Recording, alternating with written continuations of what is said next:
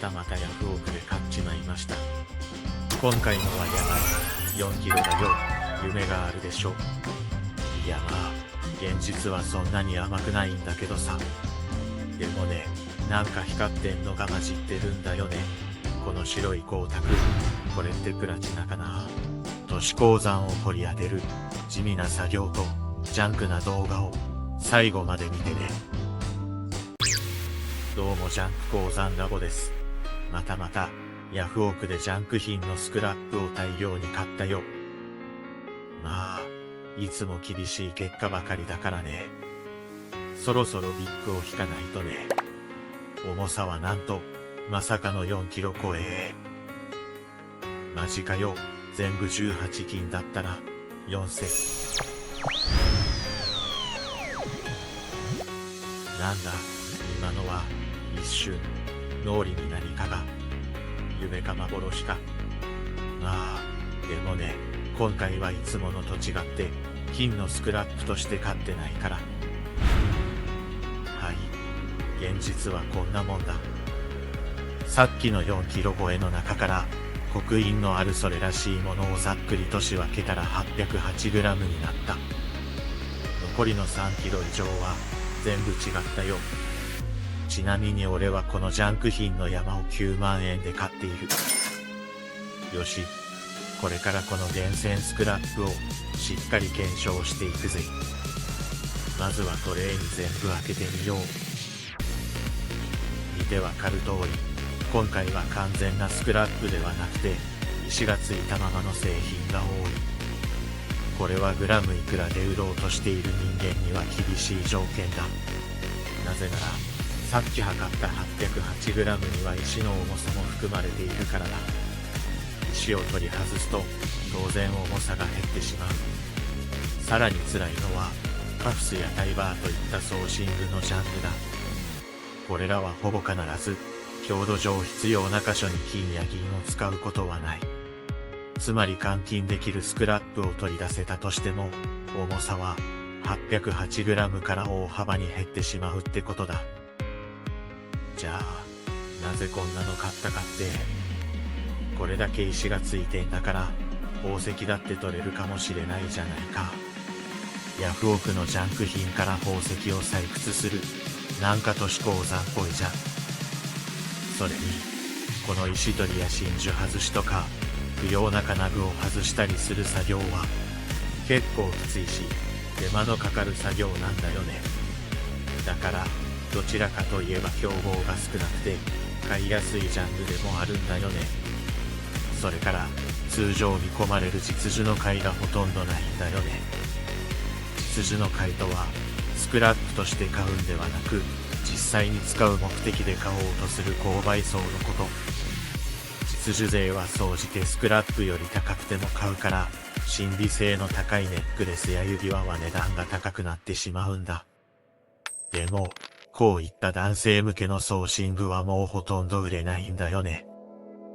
俺が若い頃は、ネクタイピンやカフスは、スーツと合わせて3種の神器だったんだけど、もうそんな時代じゃないんだよね。日本人男性は相対的に貧しくなっており、エンゲル係数が高くなると、可処分所得が減り、真っ先に削られる、非需要品の中にファッション関連がある。最近、株価が大きく下落してきているのを見ると、景気の山が終わり、これからは長い谷が来るのではないかと思っている。つまり、非需要品であるファッション関連が売れないこの流れはさらに加速して、いずれ、日本人は物の見極めができなくなってしまう。物を買わないから、物質的な良さや判断ができなくなってしまうだろう。だから、せめてこの動画を通して、どんなものに価値があるのかを判断できる材料にしてほしい。そうすれば、相続や片付けなどで、価値のあるものを業者にただ同然で譲ってしまうことも防げるかもしれない。まあ、俺はスーツなんて一着も持ってないけどね。話はだいぶそれたけど、今これは石の留め方の違いで仕分けをしてるところ。接着剤で止まっている真珠や、爪で止まっている石、あと何もついてないやつに分けている。石の取り方がそれぞれ違うためだ。おお、これはなんか綺麗だね。なんだろうね。なんかいいやつだといいな。この仕分け作業が結構大変なんだよね。しかも、はじめに刻印だけ確認する作業を4キロやった後だからね。これ、なんか良さそう。お魚の彫刻、多分サンゴだね。サンゴといえば、昔から宝船に積んでる財宝だね。ということは鯛、じゃない、鯉だね。手彫りかな、機械彫りかな。手入れ墨みたいだね。サンゴなら売れるかな。高いのは、散らかっている真っ赤なサンゴなんだよね。はい、やっと終わった。今のところ、全部銀なんだよね。そろそろ金でないかな。じゃあ、こいつの出番だ。もうおなじみの試金石だね。これで金かどうか検証するぜ。まずは、このカフスについてたヒゲみたいなのから。小さいからちょっと頼りないけどね。それでも、1グラムは、きっと俺の時給換算より高いんだぜ。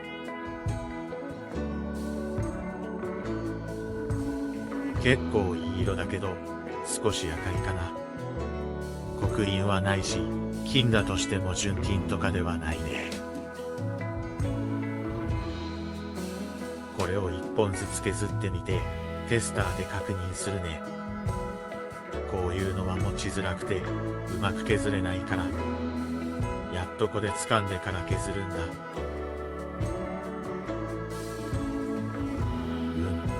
削った感じはいい感触だ。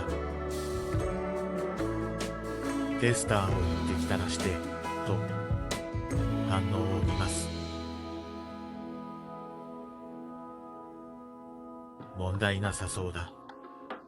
火にはわからないけど、これは金だね。よし、わずかだけど金ゲットだ。残りも全部検査して。OK、全部金だった。次はこれ、さっきよりは大きいね。でも変な丸いのがついてる。こういうパーツは、強度上の問題から金が使われることはほとんどない。これは何か刻印があるね。10形。これは、形が数字の後に来るから後形と呼ばれる刻印だ。経験上、刻印の比弐と実際の比弐が違う場合がある。でも、これはとりあえず金のようだ。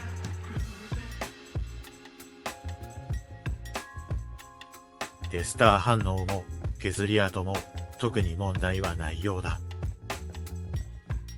このボルトのパーツも、金ではないので取ってしまおう。経験上、ボルトとナットとバネは、金であったことがない。こういう細かい作業が、本当多いんだよな。あと、同じようなものが追加で2個取れた。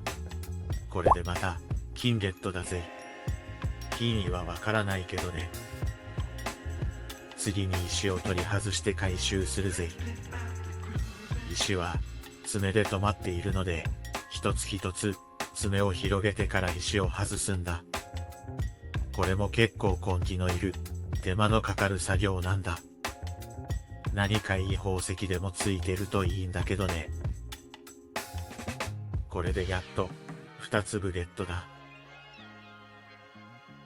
あとは、ひたすらこれの繰り返し。普通のスクラップより、うんと時間がかかるんだよね。やっとこれだけ溜まった。まだ石を外してないのが、いっぱい残ってるんだよね。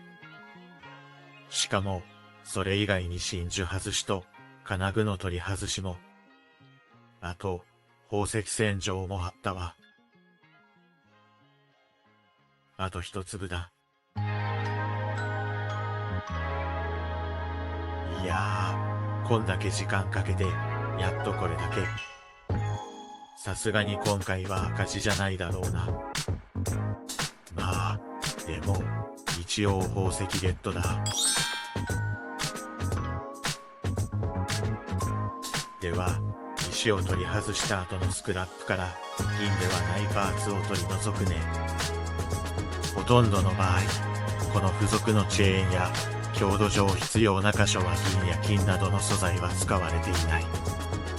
なので、すべて取り除く必要があるけど、これも根気のいる、単調な作業が続くんだ。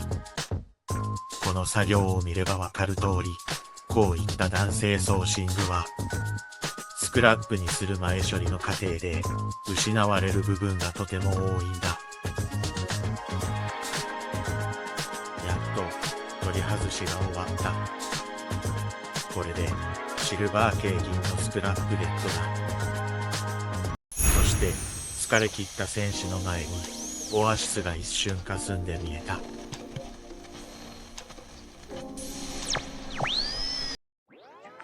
何だったんだ、今のは。それより、激アツなものを発見したんだ。これ、刻印はシルバーなんだけどね、明らかにチェーンが重いんだよね。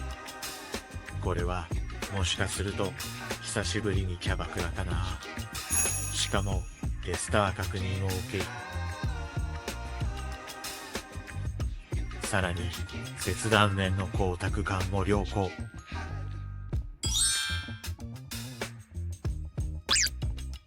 一応磁石がつくかも確認だ。おお、大丈夫だ。これはもしかして、プラチナなんじゃないのか。おお、神が舞い降りた。ああ、急になんかやる気が出てきたぜ。あれ、結構重かったんだよね。うえい。急げ。さっさとこんなの終わらせるぞ。キャバクラに行かなくちゃいけないんだから。俺は全速力で真珠を取る準備をしたのだった。コーヒーの耐熱ガラスに真珠とサンゴがくっついたやつをいっぱい入れて、お湯を注いで3分待つ。これは真珠やサンゴを止めている接着剤を緩ませるためにやっている。待っている間にコーススレッドの空き容器のシールを剥がして、真珠やサンゴを入れる容器を作る。これで中がよく見えるね。次に真珠つかみを用意する。だが、ラボにはそんな工具を買う金はない。比重計も売ってしまったくらいだ。なので自作する。モノタロウのニトリルゴム手袋、いつも使ってるやつだ。これは基本使い捨てだが、うちでは何度か使ってから交換している。古くなったゴム手袋の指の部分をハサミで切って、ラジオペンチに巻いて完成。これで、ある程度は真珠やサンゴの表面を保護することができる。これで真珠を掴んで取り外す。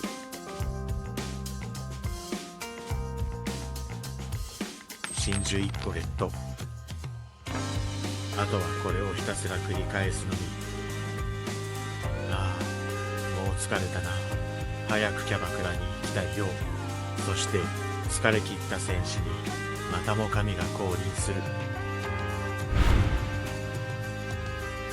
なんと、銀のスクラップの中にプラチナ刻印が入っていた。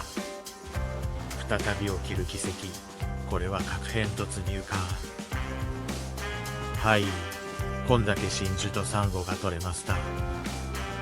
赤玉が1個だけあるね。銀も結構取れた。真珠とサンゴをゲットだぜ。じゃあ、最後に宝石を洗ってやるんだぜ。この炊飯器、じゃなかった。シチズンの超音波洗浄機で宝石をピカピカにするんだぜ。蓋が壊れてるけどね。これはバフカス落とし、とても強力な業務用洗剤だ。この洗剤はとても高いから、キャップにちょびっとだけ入れて使っている。もともと濃縮液だからキャップいっぱいが目安なんだけど、少し少なめに使って延命させているんだ。世間は世知辛いんだぜ。あとは5分洗浄して、様子を見てからもう一度5分洗浄する。ちなみに、マフカス落としの説明書きには、産後、劣行等の洗浄には使用できません。とあるので、あくまで自己責任です。超音波洗浄が終わったら、ケロリン桶みたいな桶でよくすすいで、洗剤を落とす。何度か水を変えて、完全に洗剤を落とすのが重要だ。あとは、扇風機などでよく乾かすんだ。きれいに洗わないとね。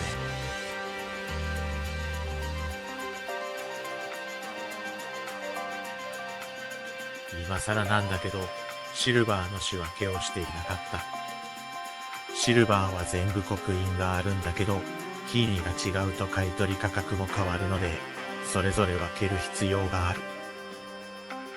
これがシルバー900、普通のシルバーよりキーニが少し低い。そしてこれが普通のシルバー925。こっちは純銀、シルバースクラップの中では一番高い。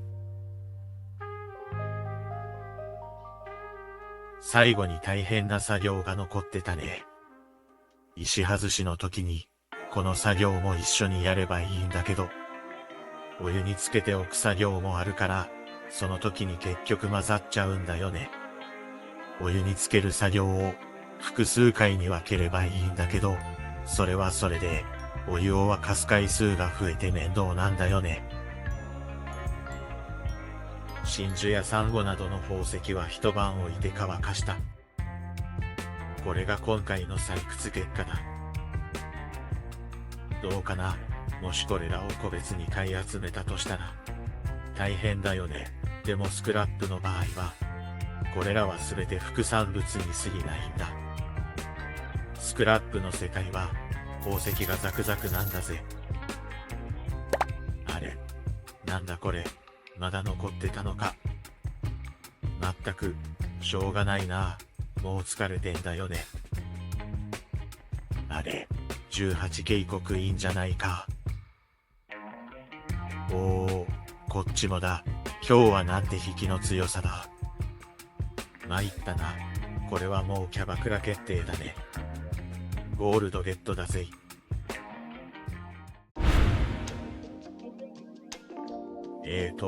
確か、この辺りだったよな。もう、久しぶりだとわかんなくなっちゃうよね。クラブゴールド、あった。まだ早割タイムに間に合うね。いらっしゃいませ。やっぱりいい雰囲気の店だね。マリアさんです。今日は来てくれて、ありがとうございます。何飲みます？今日の俺はいつもと違うんだぜ。勢いが違うんだぜ。じゃあ、ボトル入れちゃおうかな。ありがとうございます。その後、俺はいつになく楽しいひとときを過ごしたのだった。